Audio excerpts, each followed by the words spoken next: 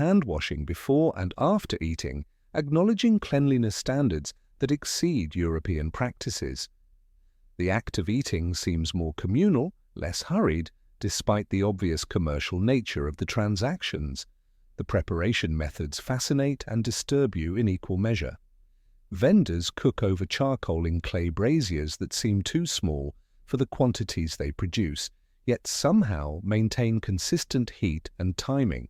They use tools made entirely from stone, wood, and clay, no metal anywhere in sight, yet achieve results that seem impossible without European technology. The efficiency challenges your assumptions about the superiority of European methods. As you sample different offerings, you realize that these vendors aren't just feeding people, they're maintaining a cuisine that represents thousands of years of agricultural and culinary development completely independent of European influence. The sophisticated use of chili peppers creates heat levels and flavor combinations unknown in Europe. The processing of corn into dozens of different forms demonstrates botanical knowledge that European scholars are only beginning to catalogue. The social aspect of this market extends beyond simple commerce. Vendors exchange information about crop conditions in distant provinces, discuss political developments in the capital, negotiate marriages between their children. The market serves as communication network for an empire that spans hundreds of miles without writing systems or horses. Food becomes the medium through which social bonds are maintained across vast distances. But underneath the exotic fascination, you recognize the fundamental reality that connects this market to every other street food tradition you've encountered. Hungry people need feeding, and cities require systems to accomplish that feeding efficiently. The specific foods, preparation methods, and social protocols may be utterly foreign, but the basic human needs being met are universal. The wealth and sophistication of this marketplace will soon be destroyed by the Spanish conquest you don't yet know is coming. These vendors, these foods, these social systems will be disrupted by European diseases, warfare, and colonial policies designed to extract wealth rather than maintain local food systems. But in this moment, you're witnessing street food culture at a level of development that won't be seen again in the Americas for centuries. You wake before dawn in Manchester, 1840, and the air already tastes of coal smoke mixed with the chemical tang from the textile mills that never sleep. The Industrial Revolution has created something new in human history, cities that grow faster than anyone knows how to feed them, filled with workers whose lives are regulated by factory whistles rather than natural rhythms of hunger and satisfaction. The lodging house where you sleep in a shared bed with two other mill workers empties before sunrise. You have exactly 30 minutes for breakfast before your 12-hour shift begins, and the boarding house provides nothing but a roof and a mattress stuffed with straw that 3 different people have used since yesterday. Food is your problem to solve, quickly and cheaply. Outside, the streets are already crowded with other workers facing the same challenge. The traditional rhythms of cooking and eating have been shattered by industrial schedules that demand labor during all daylight hours and many dark ones. Nobody has time to build fires, tend pots, or clean up afterward. The old patterns of domestic food preparation simply don't work when your life is owned by machines that run continuously. Street vendors have adapted to this new reality with innovations driven by desperation.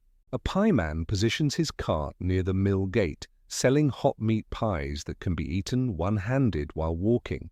The pies are smaller than traditional ones, designed to be consumed quickly rather than savored. The crusts are thicker, engineered to contain fillings without requiring plates or utensils. Everything about them reflects the new reality of eating as fuel rather than pleasure. The quality of the food has deteriorated along with everything else in this new industrial world. The meat in your pie might be horse, dog, or something scraped from the floor of the slaughterhouse. The flour is adulterated with alum and chalk to make it look whiter and feel more substantial, but you eat it anyway because you need calories to operate the machinery for the next 12 hours, and questioning the ingredients is a luxury for people who have alternatives. A coffee stall serves hot beverages that substitute for the beer that workers traditionally drank with their meals. But this isn't the coffee that wealthy merchants import from exotic plantations. It's chicory and burned grain mixed with just enough actual coffee to provide some caffeine. The vendor serves it in tin mugs that are rinsed quickly between customers, if at all. The coffee tastes bitter, burnt, and barely recognizable, but it's hot, and it provides the stimulation needed to face another day in the mills. Around you, the morning food vendors create a marketplace born of pure necessity. Women sell bread from baskets, calling out prices that most workers can barely afford. Children hawk newspapers and apples with equal enthusiasm, representing the only economic opportunities available to families whose adult members work 16-hour days. Elderly people too frail for factory work sell penny ices and sugar water, eking out survival at the margins of the industrial economy. The pace of eating matches the pace of industrial life, everything consumed quickly, standing up, with minimal attention to flavor or enjoyment. Workers develop the ability to eat scalding hot food without burning themselves, to consume entire meals while walking to their shifts, to digest nutrition from food that would have been considered inedible by previous generations. The human body adapts to industrial schedules just as it adapts to industrial working conditions. You notice that vendors have developed specialized equipment for this new kind of eating. Portable stoves that can be moved quickly when police or factory supervisors object to their presence. Insulated containers that keep food hot for hours. Serving utensils designed for speed rather than elegance. Every aspect of street food has been reconsidered and redesigned to serve workers whose time is not their own. The social aspect of eating has been compressed into these brief moments between shifts. Workers share information about job opportunities, housing situations, family crises, all while consuming food that barely qualifies as such. The vendors become inadvertent social workers, extending credit to regulars who are short of money, providing unofficial employment referrals, serving as informal communication networks for communities that are too transient and exhausted to maintain traditional social structures. As your shift begins, you join the stream of workers flowing through the factory gates. The food you've just consumed will have to sustain you until the brief dinner break 8 hours from now. Your stomach is full but not satisfied. There's a difference that you're learning to recognize. Industrial food fills space without providing pleasure, delivers calories without nourishment, creates fullness without contentment. The factory whistle blows and the street vendors begin preparing for the midday rush, when different shifts will emerge briefly for their allotted meal breaks. They'll serve the same foods to different faces, maintaining the essential function of feeding an industrial workforce that has no time, space, or energy for traditional cooking. The cycle will repeat until the machinery stops, which it rarely does. This is what progress looks like at street level, not the grand rhetoric of technological advancement, but the grinding daily reality of people trying to survive in a world that values their labor more than their humanity. Street food vendors, working at the margins of legality and respectability, provide the essential service that keeps the industrial machine functioning. They feed the workers who have no other options. The smoke from hundreds of small cooking fires mixes with the industrial pollution to create air that burns your lungs and stings your eyes. But still the vendors work, because hunger is more immediate than health, and survival is more pressing than comfort. They're solving the same fundamental problem that street vendors have always solved: how to feed people who need food now in places where traditional cooking is impossible. But they're solving it under conditions that previous generations of street vendors never faced, with ingredients of questionable quality, for customers who have been reduced to units of labor in an economic system that treats human needs as inconvenient obstacles to profit. This is street food in the age of industry, functional, necessary, and quietly heartbreaking in its adaptation to a world that has lost sight of food as anything more than fuel for human machines.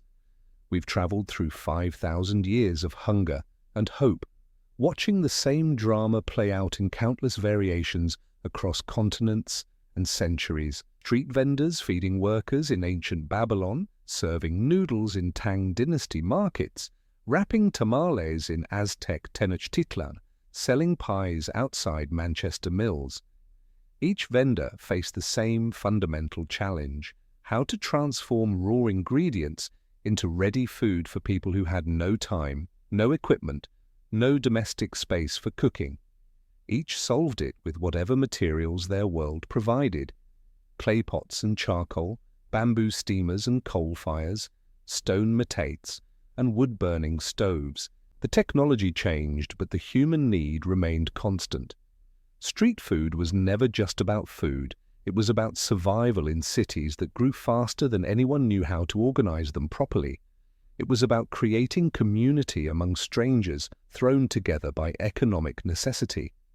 It was about solving the logistical nightmare of feeding millions of people who worked too hard for too many hours in spaces too small for domestic life.